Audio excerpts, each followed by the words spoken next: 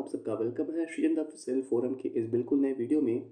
और एक बहुत ही छोटी सी वीडियो में हम लोग बात करने वाले हैं यहाँ पर आरबीजे सीबीटी वन की जो आंसर की अभी आउट हुई है उसमें क्या सेव स्कोर रहने वाला है, कौन से स्टूडेंट्स को प्रिपरेशन करनी चाहिए और कौन से ऐसे स्टूडेंट्स हैं जिनको अब इस एग्ज़ाम को छोड़ करके अपने आगे के फ्यूचर पे बाकी एग्जाम्स पर फोकस करना चाहिए। तो इसके बारे में हम लोग बात करेंगे। ये वीडियो केवल इस बारे में है ताकि स्टूडेंट्स को ये पता लग सके कि उसको प्रिपरेशन करनी है या फिर नहीं करनी है। यह बिल्कुल भी आपकी स्ट्रैटेजी वीडियो नहीं होने वाली है। उस पे हम लोग नेक्स्ट वीडियो में बात करेंगे, आराम से बात करेंगे उसके बारे में, क्योंकि उसमें काफ़ी सारे एनालिसिस की एंड बहुत सारी चीज़ों की जरूरत पड़ने वाली है। तो ये पूरा वीडियो डेडिकेट होने वाला है आपके लिए, ताकि आपको ये समझ में आ सके कि आपको प्रिपरेशन करनी है कि नहीं करनी है, ड्रॉप करना है कि नहीं करना है। तो ये कुछ हमारे पास डेटा मिला है रैंक आईक्यू, रैंक मित्रा जैसे जो हमारे पास एप्लीकेशंस हैं उनके थ्रू हमको कुछ डेटा मिला है। ये कंप्लीट डेटा नहीं है ऑब्वियसली, और भी इसमें अपडेट हो चुका होगा, लेकिन मेरे पास जो डेटा इसमें अवेलेबल है मैं उसके बेसिस पर आपसे बात कर रहा हूँ। और आप देख पा रहे होंगे कि हमारे पास टोटल 9 शिफ्ट के डेटा हैं जो कि 16 से शुरू होकर के 18 तक गए थे, और हर दिन 3 सेट में पेपर हुआ था। अलग अलग पेपर का डिफिकल्टी लेवल अलग अलग था। इसी वजह से स्टूडेंट्स के जो अप्रोच थे, जो उनके अटेम्प्ट्स थे, उसमें भी काफ़ी वेरिएशन देखने को मिला।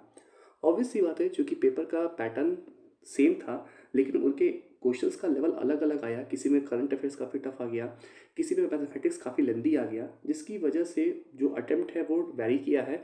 और हर किसी को ये पता भी है, जिन्होंने पेपर सेट किया है उनको भी इस बारे में आइडिया है कि उन्होंने क्या किया है। तो जब रिजल्ट आएगा ना, अभी तो आपके पास आंसर की है केवल, ठीक है, और उसके बेसिस पे आपको पता चला है कि आपके नंबर कितने आ रहे हैं, ठीक है। अगेन प्रॉब्लम ये भी है कि कई सारे स्टूडेंट्स ने ये देखा है कि उन्होंने जब क्वेश्चन को अटेम्प्ट किया था तो वहाँ तो उन्होंने आंसर टिक किया था, लेकिन जब आंसर की आया है तो उस आंसर की में वो टिक नहीं है, या फिर उन्होंने जितने क्वेश्चन पे टिक किया था उससे ज़्यादा का आंसर आ गया है। कई स्टूडेंट्स का मेरे पास मैसेज आया कि सर हमने 60 क्वेश्चन अटेम्प्ट किए थे और 65 क्वेश्चन वहाँ पे लिखा है, 62 क्वेश्चन वहाँ पे लिखा हुआ है, इतना तो हमने नहीं किया था। तो ये भी कुछ टेक्निकल प्रॉब्लम्स भी देखने को मिली हैं, ठीक है। तो खैर इसके बारे में हम लोग कुछ कर नहीं सकते हैं।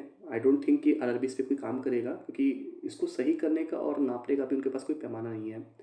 लेकिन इसके अलावा एक और जो प्रॉब्लम है वो प्रॉब्लम ये है कि बहुत सारे क्वेश्चंस के आंसर गलत हैं, ठीक है। और जिन लोगों ने भी सही आंसर टिक किए हैं, तो जब रिवाइज्ड आंसर की आएगी और अगर वो नहीं भी आती है तो भी जब उनका रिजल्ट आएगा प्री का स्टेज वन का, तो फिर वहाँ पे वो इस चीज़ का ध्यान देंगे एंड जिन्होंने भी उस क्वेश्चन का सही आंसर किया है उनका री इवेल्युएशन होगा और उनको वहाँ पर बोनस दिया जाएगा, ठीक है। तो यानी कि जो आपको रॉ मार्क दिख रहे हैं ना, जैसे कि आप देखेंगे कि अकॉर्डिंग टू द डेटा 17 का जो शिफ्ट है वो सबसे टफ था, इसीलिए एवरेज स्कोर जो है यहाँ पे आपको सबसे कम देखने को मिल रहा है। एंड 16 का जो मॉर्निंग का शिफ्ट था, यानी कि जो सबसे पहला सेट आया था, वो सबसे आसान है, जिसकी वजह से इनका जो एवरेज स्कोर है वो 53 के आसपास जा रहा है। ऑब्वियसली यह जो एवरेज स्कोर है इसमें सारी कैटेगरी के स्टूडेंट्स इन्वॉल्व हैं, चाहे वो जनरल हो, ओबीसी हो, एससी हो, एसटी हो, ठीक है। तो ये कहीं से भी आपको ये नहीं बता रहा है कि आपका कट ऑफ क्या होगा, क्योंकि कट ऑफ तो कैटेगरी वाइज बनती है और रेलवे में तो डिपार्टमेंट वाइज भी बनती है। लेकिन हमको इतना लेथन में पढ़ना ही नहीं है ना, हमको इतना डिटेल में जाना है। हमको बस इस सवाल का जवाब चाहिए कि सर हमको तैयारी करनी चाहिए या फिर नहीं। तो यहाँ पे 3 चीज़ों का आप स्पेशल ध्यान दीजिए।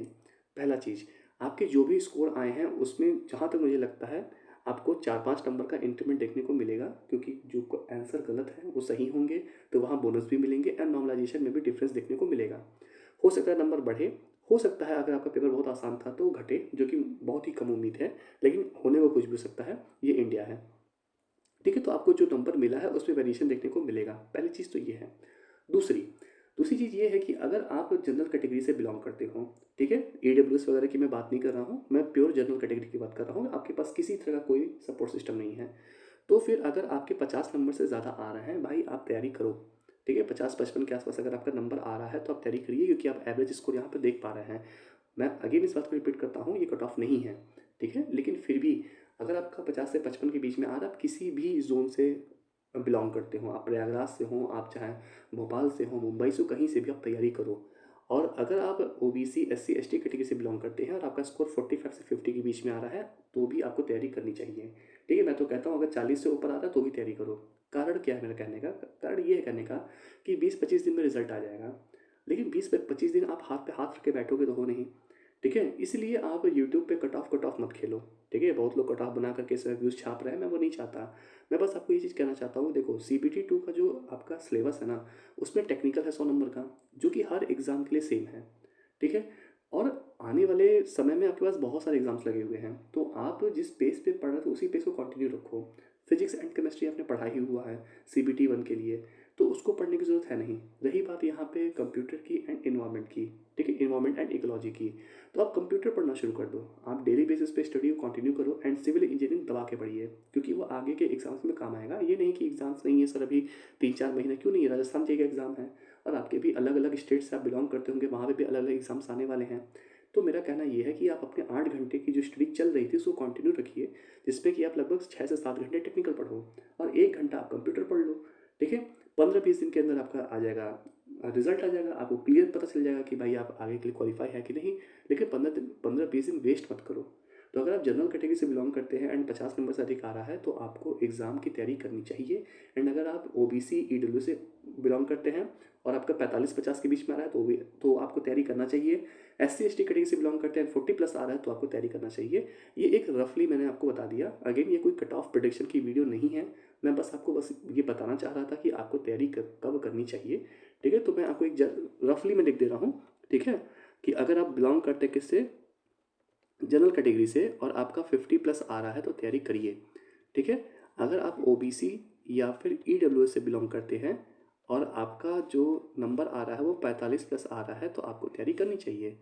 इसी तरीके से अगर मान लीजिए आप SC ST से बिलोंग करते हैं और आपका यहाँ पे 40+ आ रहा है तो भी आप तैयारी करिए। कारण मैंने आपको बता दिया है कि कारण क्या है मेरा, कि भाई यहाँ जो एग्ज़ाम का पैटर्न है उसमें सिविल इंजीनियरिंग मेन फोकस है। सिविल इंजीनियरिंग हर एग्ज़ाम में सेम होता है, इसीलिए आप ऑटोकैड वगैरह भी छोड़ दो। अभी स्टार्टिंग के जो 20-25 दिन है उसमें केवल फोकस करिए, आप जो भी आपको सब्जेक्ट्स अच्छे लगते हैं सिविल इंजीनियरिंग के वो पढ़ो। 4-5 सब्जेक्ट निपट जाएंगे इतनी देर में, तो आपका ये दिन जो है वो नुकसान नहीं होगा। मान लो आप कहा दो कि सर मैं नहीं तैयारी करूँगा और ऑल ऑफ द सडन आपको पता चले कि तो स्क्रीनिंग राउंड है, इसका नंबर तो जुड़ना नहीं है, आपको अचानक से पता चले कि आप तो क्वालिफाई कर गए हो और मार्च के पहले हफ्ते में एग्जाम है, तो क्या कर लोगे। तो अब यहाँ पे तीसरा पॉइंट आता है कि सर एग्ज़ाम कब होगा। तो एग्ज़ाम की जो उम्मीद है, अगर पिछले पैटर्न को ध्यान में रखा जाए और जिस हिसाब से रेलवे इस बार जल्दी कर रहा है, मुझे लगता है कि मार्च के मिड तक एग्ज़ाम हो जाना चाहिए, ठीक है। तो आप मार्च के मिड मान के एग्ज़ाम की तैयारी करो। आगे अगर और मौका मिलता है और एग्ज़ाम एक्सटेंड होता है तो वो बोनस है, लेकिन आपकी प्रिपरेशन जो होनी चाहिए वो मार्च के मिड के हिसाब से होनी चाहिए, ठीक है। तो आई होप आपको ये चीज़ समझ में आई होगी। इसके अलावा आज हम लोग के बहुत सारे एक्साइटिंग कोर्स लॉन्च हो रहे हैं। आप अपनी प्रिपरेशन के हिसाब से, एग्ज़ाम के हिसाब से हमारे कोर्स को ज्वाइन कर सकते हैं। सबसे मेन है हमारा निर्माण प्रैक्टिस बैच।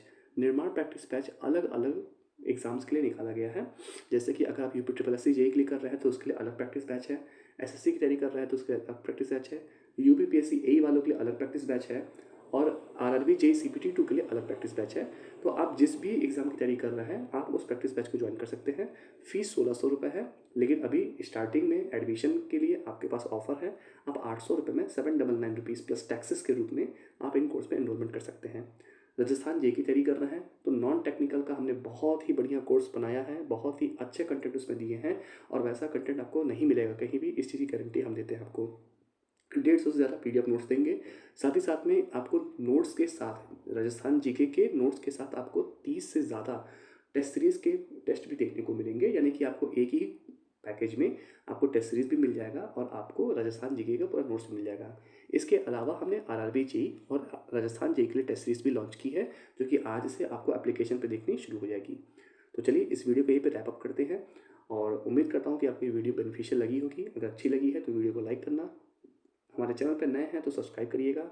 डिस्क्रिप्शन में और कमेंट सेक्शन में आपको हमारे एप्लीकेशन की लिंक मिल जाएगी, आप उस पर क्लिक करके हमारा एप्लीकेशन डाउनलोड करेंगे और बहुत ही आपको अच्छे अच्छे कोर्स वहाँ पे बहुत ही नॉमिनल प्राइस में, बहुत ही कम प्राइस में देखने को मिल जाएंगे। तो चलिए मिलते हैं नेक्स्ट वीडियो में, तब तक के लिए thank you so much, God bless you. पढ़ते रहिए, सीखते रहिए।